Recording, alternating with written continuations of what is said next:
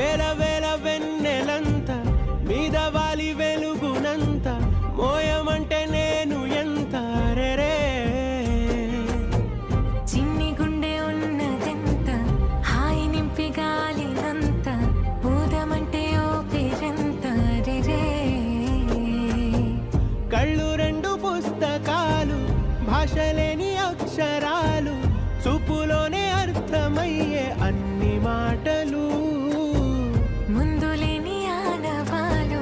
లేనిపోని కారణాలు కొత్త కొత్త ఓనమాలు ఎన్ని మాయలు కథలెన్నో చెప్పారు కవితల్ని రాశారు